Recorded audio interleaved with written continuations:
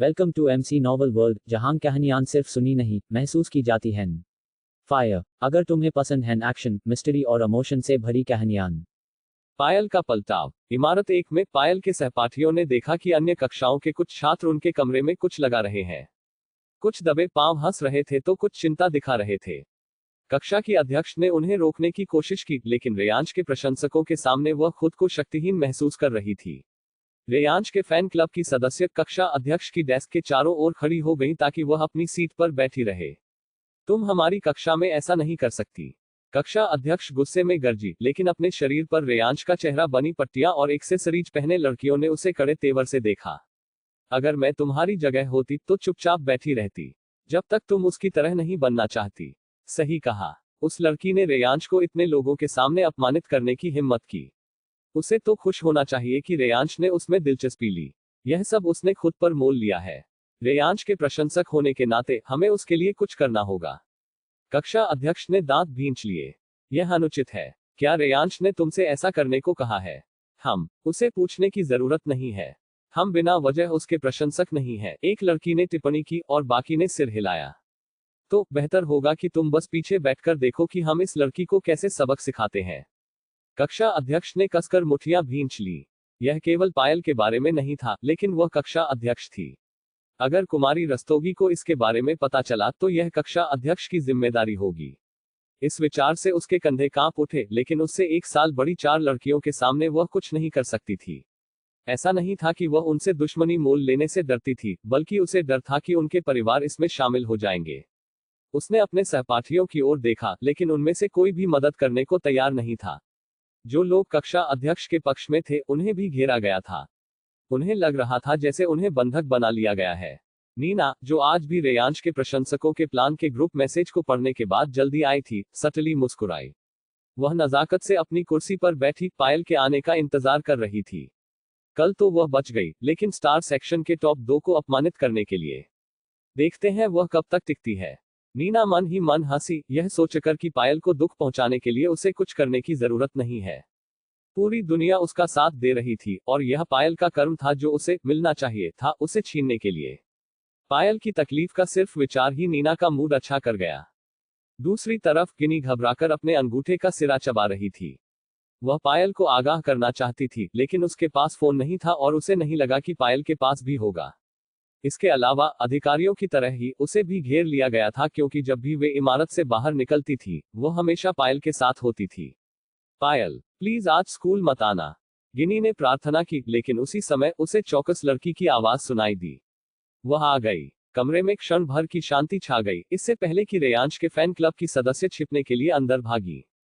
पायल के कुछ सहपाठियों ने आशंका में अपनी सांसें रोक ली, जबकि अन्य ने माफी भरे अंदाज में दरवाजे की ओर देखा।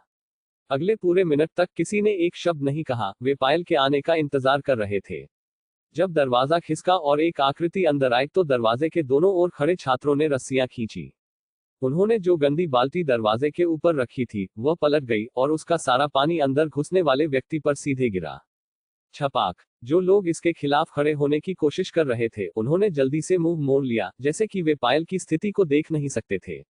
उसी समय जैसे ही सबने पायल पर पानी गिरते देखा, शांति तुरंत शरारती हंसी से बदल गई। हालांकि उनकी हंसी की लहरें तब अचानक थम गई जब उनकी नजर पायल पर पड़ी।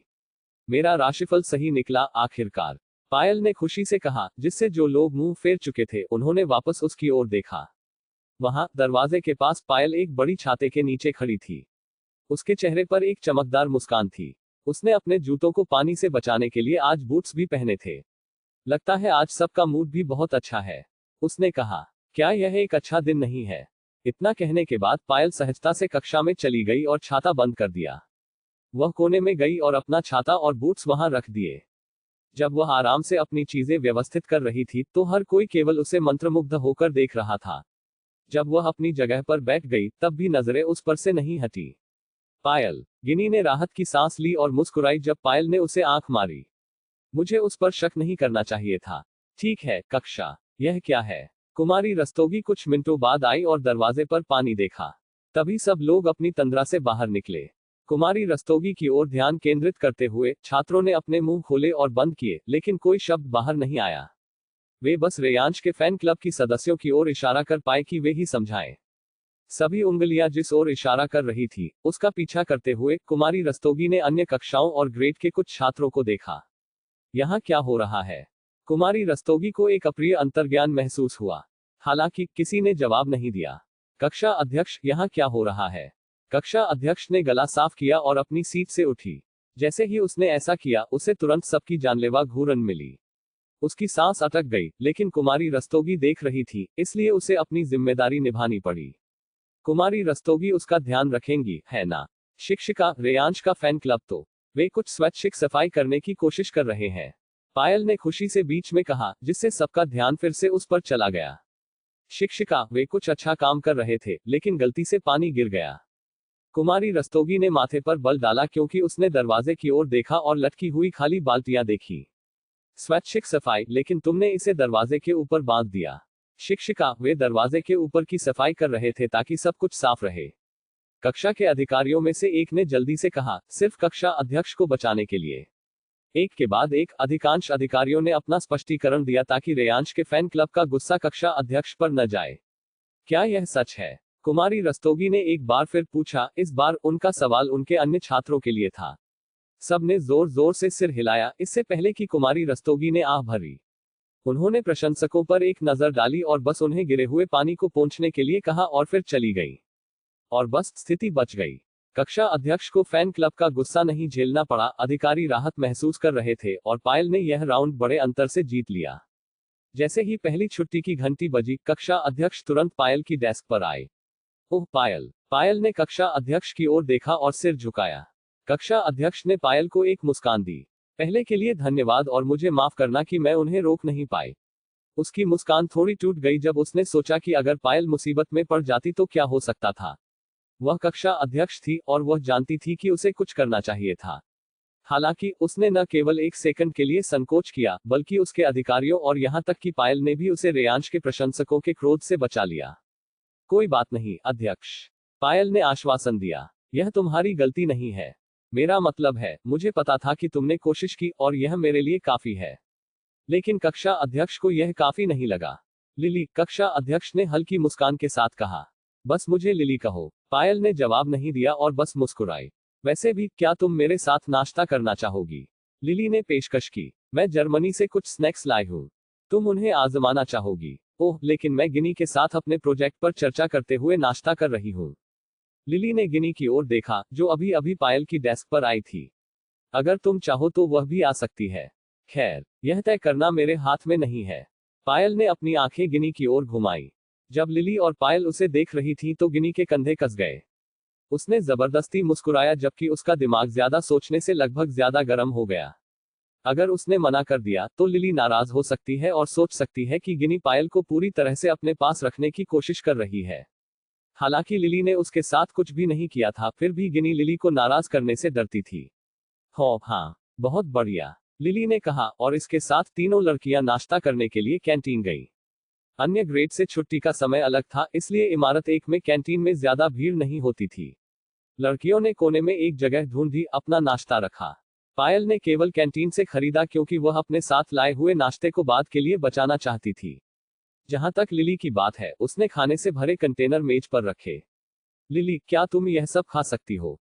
पायल ने ध्यान दिया। लिली मुस्कुराई। मेरे माता पिता चाहते हैं कि मैं इसे अपने दोस्तों के साथ साझा करूं। मैंने पहले ही कक्षा अधिकारियों के साथ कुछ साझा कर लिया है, लेकिन मैं इसे तुम्हारे साथ साझा करना चाहती हूँ।